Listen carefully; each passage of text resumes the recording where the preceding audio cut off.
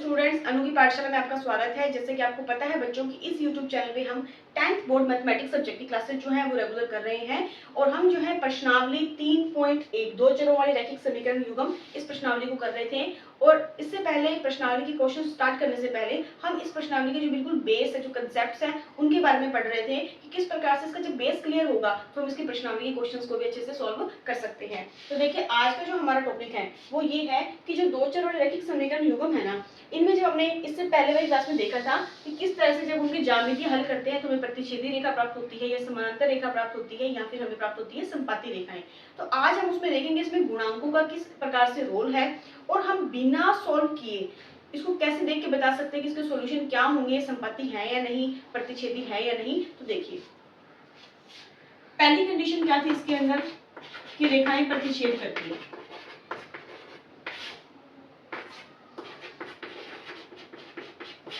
यानी कि ये कंडीशन थी रेखाएं प्रतिच्छेद करती है। L1 रेखा है और वो L2 रेखा है, ठीक है। दूसरी कंडीशन जो इसमें आपके पास थी, दूसरी कंडीशन ये थी कि आपके पास जो दोनों रेखाएं हैं वो समानांतर प्राप्त हो, समानांतर रेखाएं प्राप्त हो। और तीसरी कंडीशन थी आपके पास कि जो रेखाएं आपको मिल रही हैं वो संपाती हो, संपाती रेखाएं हैं, समानांतर है तो बिल्कुल एक दूसरे के पैरेलल होंगी। तो L1 है, ये L2 है। और अगर संपाती हैं तो जैसे एक जो आपके पास रेखा है L1, उसी के ऊपर जो है दूसरी रेखा भी जस्ट इसके ऊपर ही होगी L2, ठीक है। अब तक हम इन चीजों के बारे में पढ़ चुके थे। देखिए बच्चों, आज का जो सेशन हम करने जा रहे हैं ये बहुत ही इंपॉर्टेंट है। क्यों?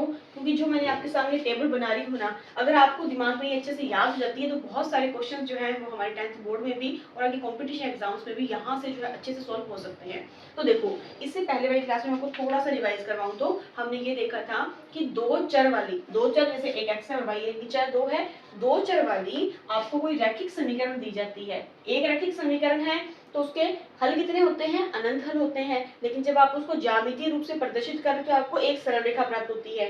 ऐसे जब आपको दो समीकरणें दे दी तो आपको कितने उसके मतलब उसकी कितनी रेखाएं प्राप्त होंगी? तो आपको उसमें दो सरल रेखाएं जो है वो प्राप्त होंगी। जब आपको दो सरल रेखा प्राप्त होती है तो तीन कंडीशन होती है भाई।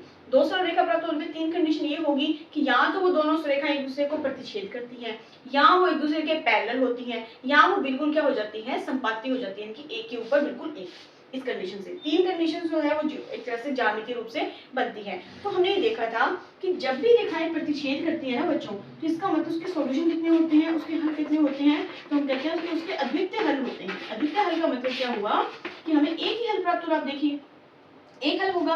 अच्छा, जब रेखाएं समानांतर होती हैं तो हमें कितने हल मिलेंगे? तो आप ये देखो कि मैम ये कहीं कट ही नहीं रही आपस में, बिल्कुल पैरेलल है। जब बिल्कुल पैरेलल है तो आपको इसका कोई भी हल नहीं मिलेगा।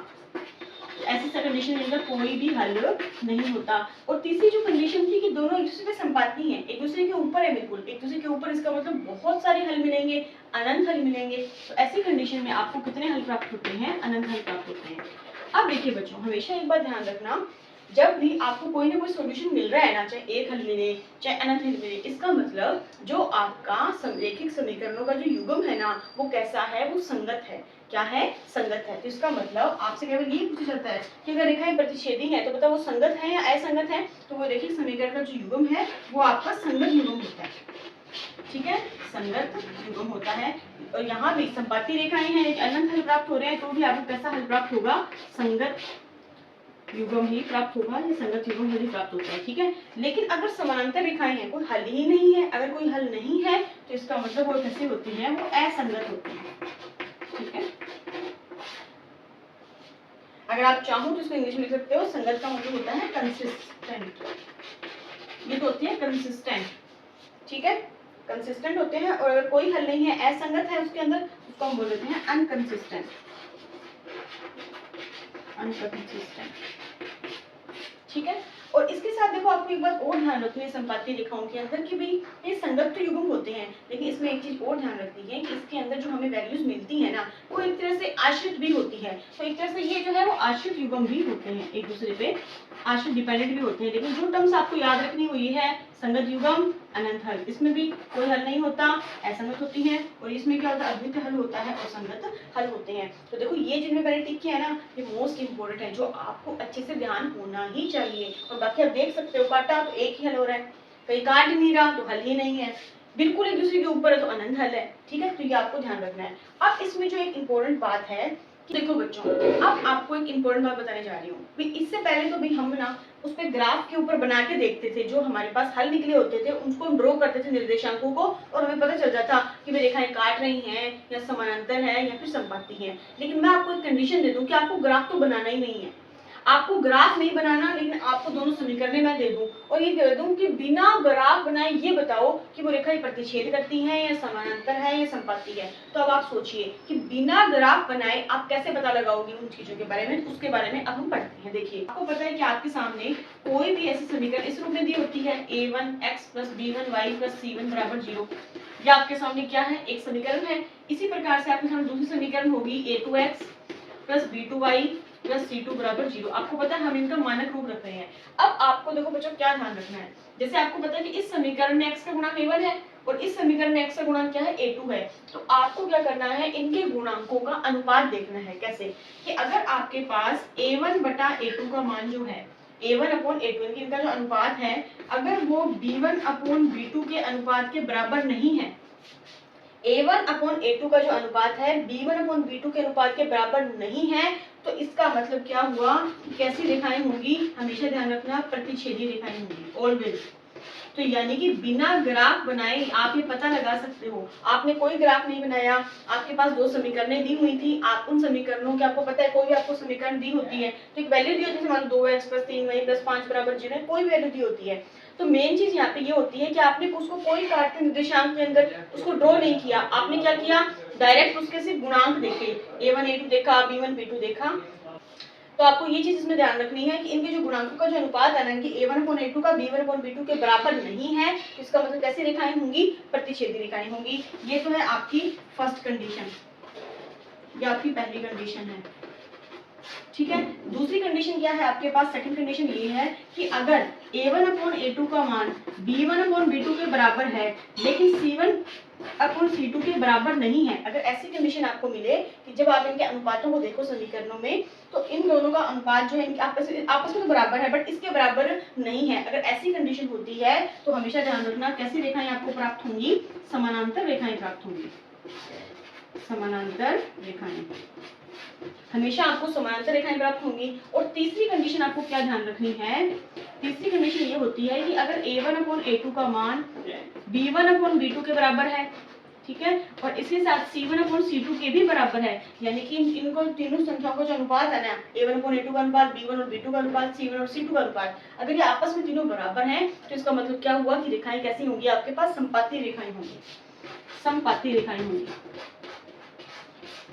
तो इस तरह से आप इनके कोई भी आपको समीकरण भी होना तो उस समीकरण के आप गुणांकों को देख के उसके अनुपात से पता लगा सकते हैं बिना ग्राफ बनाए कि जो रेखाएं हैं वो प्रतिच्छेद करेंगी या समानांतर होंगी या संपाती होंगी। तो देखो बच्चों, ये आपको छोटी सी चीज जो है आपके दिमाग में याद रखनी पड़ेगी, क्योंकि इसका यूज करके ही जो है बहुत सारे इंपॉर्टेंट क्वेश्चन जो है इस प्रश्नावली में बनते हैं।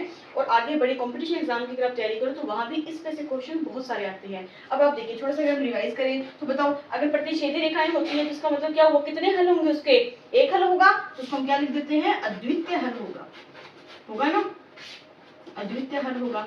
और अगर रेखाएं समानांतर होती हैं तो उसकी कोई हल होगा कि नहीं होगा, कोई हल नहीं होगा। इसका मतलब समानांतर रेखाएं होती हैं तो कोई हल नहीं होता। इसके साथ बताइए अगर रेखाएं संपाती होती हैं तो कितने हल होते हैं, अनंत हल होते हैं, अनंत हल होते हैं।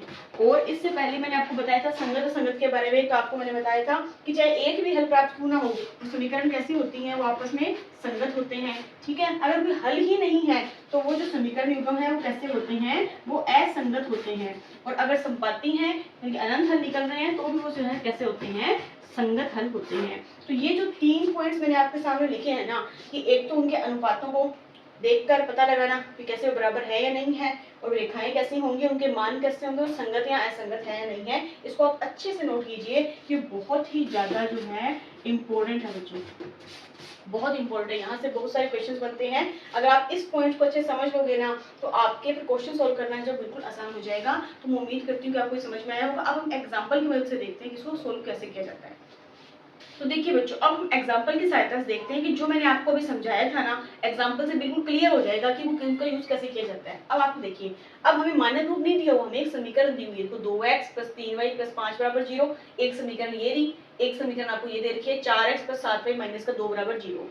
देखो दो चर वाली है ना, x और y है, दो चर वाली है, और घात इनकी कितनी है, तो x की घात वाली है ना, इसका मतलब रैखिक समीकरण है। तो एक रैखिक समीकरण ये रही दो चर वाली, एक आपके पास ये रही। और आपको पता है कि जब आपके पास इस तरह से दिया होता है और आपको बिना इसको ज्यामितीय रूप से हल किए, मतलब इसका ग्राफ आपको बनाना ही नहीं है, आपको इसके हल भी निकालने ही नहीं है, और तो आप कैसे बिना उसके पता लगा सकते हो कि रेखाएं प्रतिच्छेद करेंगी या संपाती होंगी या कैसी होंगी। तो देखिए, आपको सिर्फ अनुपात देखना है। आप सबसे पहले इस समीकरण को देखिए, आप इसमें देख के बताइए इसमें a1 का मान कितना है। तो आपको ना a1 का मान इसमें 2 है, तो आपको पता है कि जो x का गुणांक होता है वो a1 होता है। सेम ऐसे इसमें b1 का मान कितना है, तो b1 का मान इसमें 3 है, ठीक है। और c1 का जो मान है वो इसमें कितना दे रखा है, देखिए बच्चों c1 का मान आपको इसमें 5 दिया हुआ है, ठीक है। बिल्कुल ऐसे ही जब आप इस नीचे वाली को समीकरण को देखते हो तो बताओ इसमें a2 का मान कितना दिया है, a2 का मान 4 दिया है, b2 का मान कितना दिया है, प्लस का 7 दिया है, और c2 का मान जो है वो आपको माइनस का 2 दिया है। हमेशा ध्यान रखना, बराबर के निशान की इधर की तरफ है, जो इनके निशान दिए होते हैं उसी के साथ आपको लिखना होता है। अब आपके पास a1 a2 का, b1 b2 का, c1 c2 का मान आ गया आपके पास। अब आपको याद करना था क्या, कि आप इनके अनुपात देखिए कि बराबर आ रहे हैं नहीं आ रहे। अब देखिए, अगर हम a1 और a2 देखें तो बताओ a1 और a2 का मान कितना है, 2/4 है, ठीक है, अभी 2/4 है, ठीक। या फिर आप एक बार लिख लो, a1 और a2 बराबर b1 b2 के हैं या नहीं, हम चेक करते हैं। देखो चेक करो, a1 a2 यानी कि 2/4, ठीक है, बराबर में रखे रहते हैं b1 b2, बताओ 3/7, बताओ क्या बराबर आ रहा है क्या, क्या 2/4, 4 सौ कट भी कर सकते, 2 एकम 2, 2 2 4, क्या 1/2 का मान 3/7 के बराबर है या नहीं है, नहीं है, बराबर नहीं है, इसका मान बराबर नहीं है। अब आप बताइए कंडीशन किसमें थी, कि अगर a1 a2 जो है, यानी कि a1 और a2 का जो अनुपात है, अगर b1 और b2 के अनुपात के बराबर नहीं होता तो रेखाएं कैसी होती हैं, प्रतिच्छेदी रेखाएं होती हैं, प्रतिच्छेदी रेखाएं होती हैं। देखो बच्चों, इस अकॉर्डिंग से जो बिल्कुल इजी से इजी क्वेश्चन जो है यहाँ से पूछे जाते हैं। आपको दो समीकरणें दे दी, आपने इसमें से आपने देखा इनके गुणांक क्या है, a1 a2 और b1 b2 और c1 c2 क्या है, और फिर आपने इसको पुट करके देखा तो आपको पता चल गया कि हाँ भाई मान इसके बराबर नहीं आ रहा तो प्रतिच्छेदी रेखाएं हैं, ठीक है। वैसे ही एक एग्जाम्पल और करते हैं, यहाँ भी आपको दो समीकरणें दी हुई हैं, एक समीकरण ये वाली है, एक समीकरण ये वाली है। अब आपको क्या निकालने होते हैं, गुणांक निकालने होते हैं इसके, जो a1 a2। बताओ इस पहले समीकरण को आप देखो, तो पहले समीकरण को अगर मैं देखूं तो a1 का मान कितना है, 2 है, b1 का मान कितना है, माइनस का 3 है। मैंने आपको बताया कि निशान के साथ आपको लिखना है, किसी भी संख्या के आगे जो निशान लगा होता है ना वो उस संख्या के साथ का ही होता है, तो वो आपको उतारना होता है साथ में। और c1 का मान जो है वो आपको दिया हुआ है 4 दिया हुआ है। बिल्कुल ऐसे अगर आप इस वाले समीकरण को देखो, इसमें बताओ बच्चों a2 का मान कितना है आपके पास, तो आपको 4 है प्लस का, b2 का मान आपके पास कितना है, माइनस का 6 है, और c2 का मान जो है वो आपके पास प्लस का 8 है, जो इस समीकरण में दिया हुआ है। अब हम तो क्या करेंगे, इसे अनुपात निकाल के देखते हैं इनका। तो आप देखो a1 और a2 का मान क्या b1 और b2 के बराबर आ रहा है क्या, अगर आ रहा है तो क्या वो c1 और c2 के बराबर आ रहा है या नहीं आ रहा है, हमें नहीं पता, हम करके देखेंगे। अब देखो a1 और a2 यानी 2/4 बराबर में b1 और b2 यानी माइनस का 3 माइनस का 6, और बराबर में c1 और c2 यानी 4/8। अब आप अच्छे से देखिए बच्चों, जो कटता है वो काट दो, आपको दिख रहा है 2 एकम 2, 2 दूनी 4, काटा तो कितना आया, 1/2 आया, बराबर में माइनस ऊपर दिया माइनस नीचे भी कट जाएगा, 3 एकम 3, 3 दूनी 6, आप इसको सॉल्व किया कितना आया, 1/2 आया। तीसरा देखिए 4 एकम 4, 4 दूनी 8, कट गया पूरा पूरा, कितना आया, 1/2 आया। अब आप देखिए क्या ये तीनों के अनुपात बराबर आ रहे हैं क्या, बिल्कुल बराबर आ रहे हैं। इसका मतलब ये वाली कंडीशन फॉलो हो रही है कि तीनों ही जो अनुपात है वो आपस में बराबर आ रहे हैं। इसका मतलब क्या हुआ, ऐसी कंडीशन किसमें होती है, जब रेखाएं कैसी होती हैं, संपाती होती हैं, यानी कि संपाती रेखाएं होंगी, संपाती रेखाएं होंगी। तो इस तरह से बच्चों देखिए क्वेश्चन को जो है वो सॉल्व किया जाता है कि आपको कोई भी दो समीकरण दे दी जाएंगी, दो चर वाली, आपको उसमें से गुणांक निकालने हैं और इन चीजों का आपको अच्छे से ध्यान रखना है। ये थोड़ा आपको ध्यान रखना है इनके अनुपातों का। जब आप इसको अच्छे से याद कर लेते हैं ना, तो आपको अच्छे से पता चल जाता है बिना ग्राफ बनाए कि रेखाएं देखो प्रतिच्छेद कर रही हैं, अगर बराबर आगे सारी आपस में तो संपाती रेखाएं होंगी। इस अकॉर्डिंग जो है वो क्वेश्चन जो है पूछे जाते हैं। तो मैं उम्मीद करती हूँ बच्चों कि आपको आज का सेशन अच्छे से समझ में आया होगा। आप इसको अच्छे से नोट कीजिए और इसका अच्छे से रिवाइज करना। अगर और भी इसके अंदर कुछ इंपॉर्टेंट टॉपिक्स जो हैं वो सीखने वाले हैं, वो हम देखेंगे अगले सेशन में। तब तक के लिए थैंक यू।